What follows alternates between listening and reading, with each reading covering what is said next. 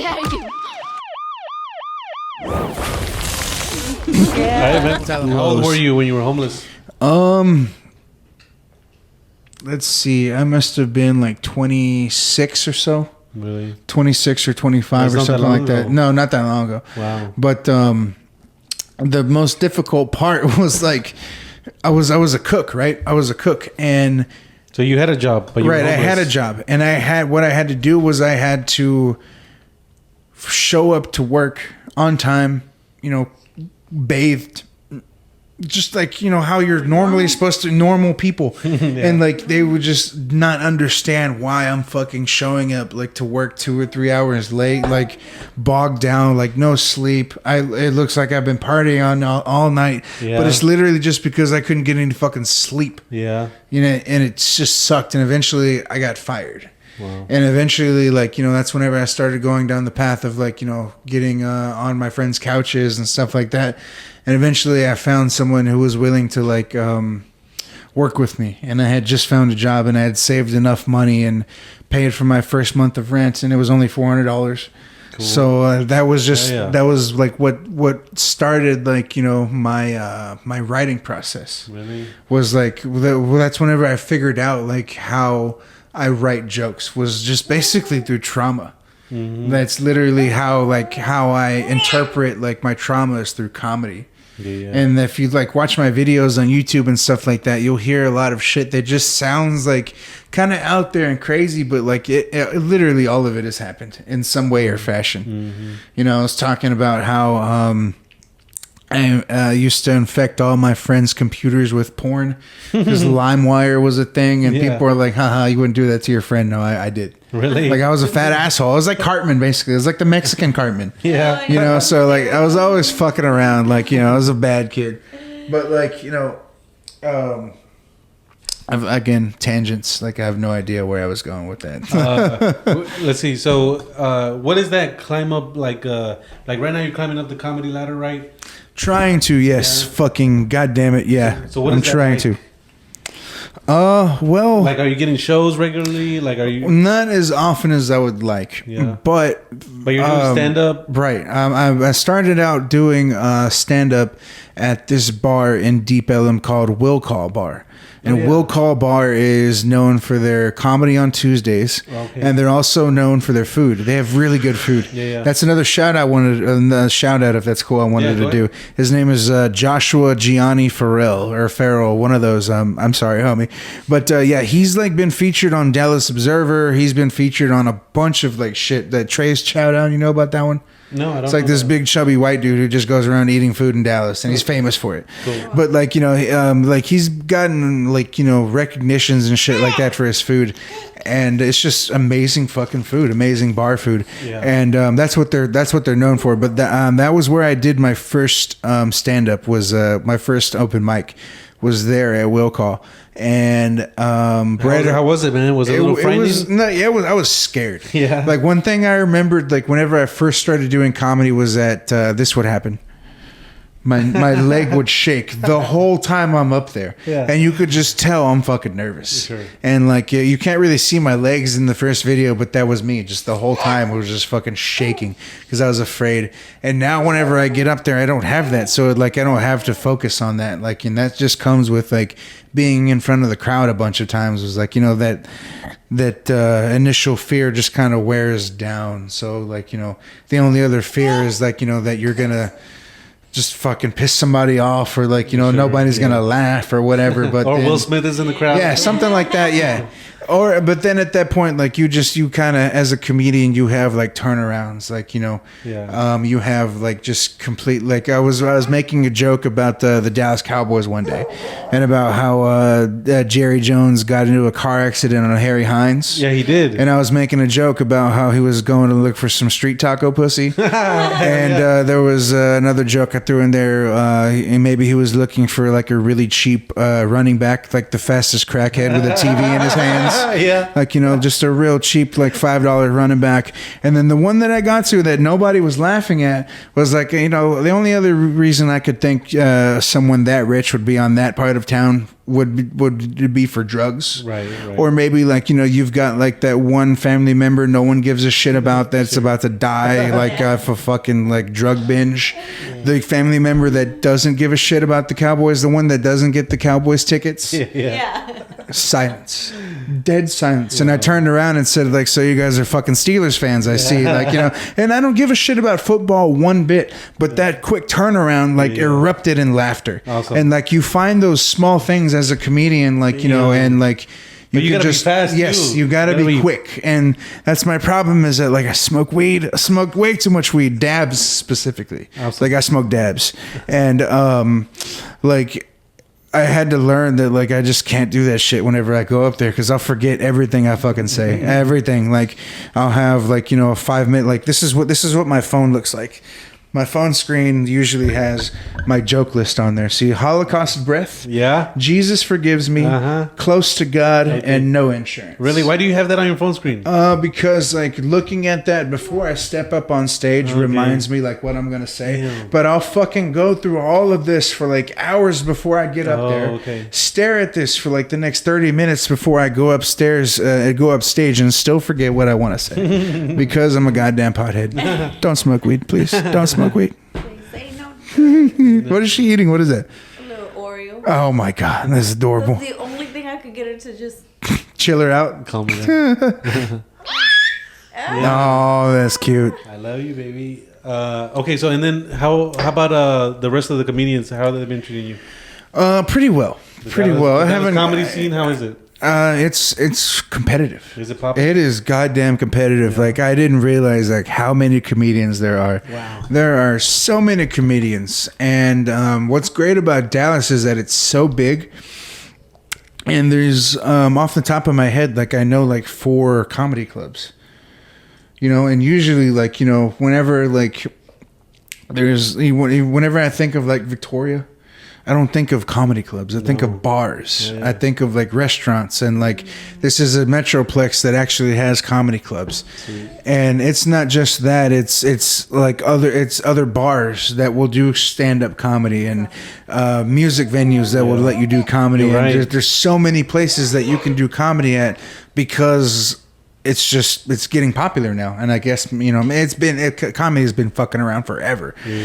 But like Dallas as a whole, like DFW is becoming like more entertainment driven and stuff like that. It's becoming more like, I hate to say it, but like up its own ass. Right. It's becoming more, you know, trendy. fucking $15-$20 burgers and $8 $10 craft beers and all that bullshit. Yes, exactly. Fucking $8 tacos and stuff like that. But you know, like,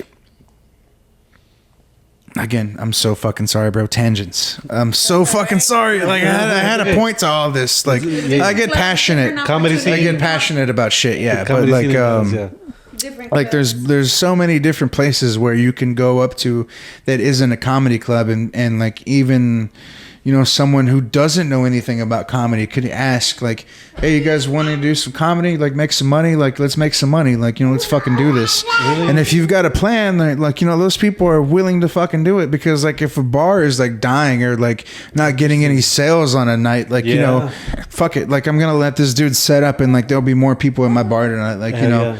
That's whenever you charge like whatever, or like, you know, sell things, sell shirts, like, you know, whatever, do what you got to do to make your money. But like, you know, if you think about it, there's so many restaurants, there's so many bars in Dallas, it's like an untapped market. Absolutely. And like more and more and more places, like you'll see like, you know, there's live music tonight, exactly, you know, stuff like that, because people want that, like, you know, that fucking that experience. That's so true. They want to be entertained while they're also dining in. And what I think that's an amazing experience. It is an amazing experience, but like I hate it.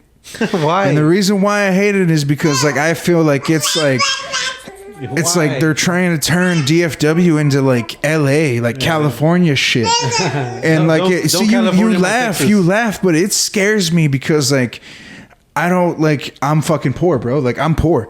I have to depend on my fucking rich. Like not. She's not even rich. Like she pays for my shit. Sure. My girlfriend. Yeah. I depend on my girlfriend. I'm a piece of shit. Like I'm scared. But like No, even her like no. even her like she's worried like about like prices and stuff like that. But like.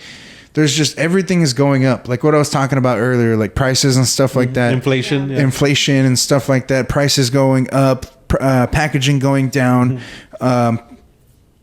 And then like that just like even more separates me from like, the Mexicans that like, think that I'm one of them. Like, they're just like, fuck, this dude's crazy. Like, fuck this guy. Like, So it just makes me feel so fucking weird. But like, that's just how I feel, man. Like, I feel like this place is like kind of like going up its own ass. It really is. I mean, it's a little pretentious for sure. Yeah.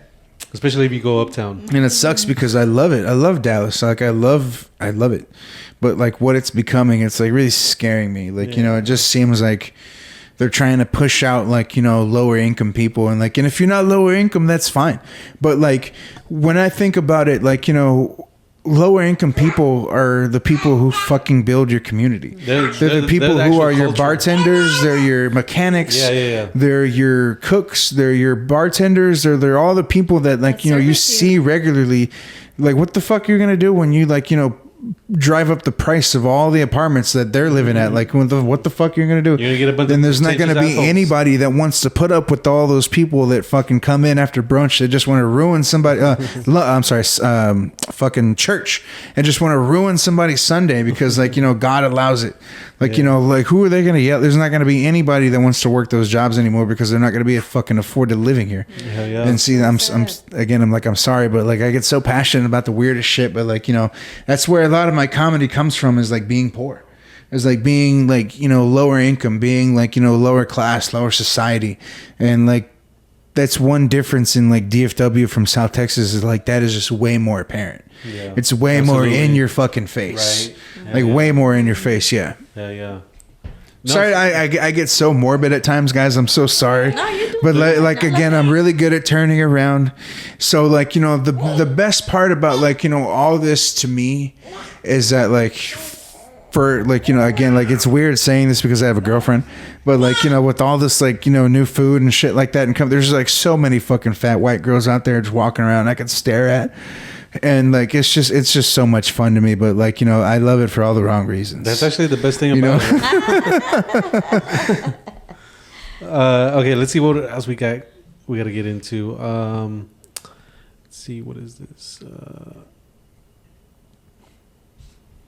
World's first exorcism center created for those on bondage with the devil. So the world's first ever center for exorcism is being constructed for those who are in bondage with the devil. The Archdiocese of Manila is currently building the groundbreaking center in the Philippines. Wow. The center will be used as a headquarters for the Philippines Association of the Catholic Exorcisms, the Ministries of Exorcism and the Ministry of Visions and Phenomena. The Archdiocese of the Manila Office of Exorcism said it will be a product of more than 7 years of prayers, planning, and fundraising. In a statement, the Archdiocese said this religious structure will be the first of its kind in Asia, if not the world. So he said it will be for people in bondage with the devil who are therefore the poorest of the poor and usually overlooked. We are grateful to you and our benefactors who have until this point supported the Saint Michael Center. Interesting. So what do you think about that, man? In the Philippines of all places, they're building an exorcism center. I didn't know that there was that many Catholics out there for that to be a thing. Apparently, crazy. The Spanish conquested the Philippines, and they got in there. You ever had any kind of encounters with the devil? White women, yeah, right. Some white women are the fucking all devil. The white women, yeah. Damn it. How about their fathers? I actually got along well with the dads. What can they do? They already lost their daughters, right? Yeah. I definitely I came across like a racist father. What do you mean? I was gonna have a baby, man. I was gonna have a baby by this chick I met who went to UNT, and she was a trust fund baby. you know? Hell yeah. So, but like, you know, I really dug this girl, and I accidentally got her pregnant. Wow. And her dad told her that if she didn't get, you know, the baby taken care of in an abortion, that he was going to stop paying for her school. And she was already like, you know, about to like get into the process where like it would have been too fucking late to just like pull back. Like, you know, it would just been fucking her completely. Right. And like when she found out he was dead serious about it, that's whenever she told me. Wow. And we had to come to, and it was, you know, weird because like she included me in this decision. She included me in the fact that, you know, they're about to get rid of, you know, her school if we don't get rid of our son. That's crazy, man. And yeah, people are the devil. I wasn't kidding. Yeah, it's like it was fucking nuts to me because like the time that we spent together, like as a quote unquote family, you know, just us, it was always nice. It was always cool until he found out she was pregnant. That's whenever his racism came out. Wow. Yeah, that's whenever I realized. And as soon as he found out, that he asked me to leave. I was never welcomed at that house again. After that, the fucking cut ties. Mm-hmm. Immediately. Wow. And it was the weirdest feeling in the world because like I had always wanted like a kid, but like I was always just fucking scared, absolutely dead scared of that fucking happening. But like she was well off. Her family was well off. Like they were like, you know, her dad like made millions per year. Wow. Like there was no way, like, you know, and I hate to say it, but there's no way the financial responsibility of this child would have, like, you know, fallen upon me. And I think that's why, like, I was okay with it, was because, like, that was what kept me from wanting to be a dad, was because it's so goddamn expensive. Wow. So I'm sure you guys know, like, it's fucking insane. Your snacks are going to be so much later. I swear, dude. Don't go organic. It's more expensive. That's all she knows. But yeah, man, like that was intense. And again, like I forgot why I brought that up. But no, that's fucked up. We were just talking about how if you ever encountered the devil. Yeah, the devil. Yeah, well, there you go. Yeah, that was my fucking encounter with the devil. And I guess you did, man. He fucking asshole, man. I do not fucking like that. I think about it a lot. Yeah, man. I think about like what that kid like might have looked like, and that just haunts me. It's crazy. But at the same time, like, you know, there's that part of me, that male part of me that's like, fucking thank God. Like, what the fuck? Like, you know, but like still, like, you know, that was the only time in my life where like there was a pregnancy scare and I was cool with it. Because that wasn't the first time I had a pregnancy scare, because that unfortunately there's many devils. Yeah. Almost all fucking white women are devils. And I've had a couple of them be like, hey, I got a positive pregnancy test, like when it was just fucking bullshit. Wow. Just because like I was so good at eating pussy. Like that was it. That was all, they just wanted to keep me around for that. Yeah. Like fuck, like, you know, the fact that I actually loved them. Yeah, but like, you know, yeah. How dare you?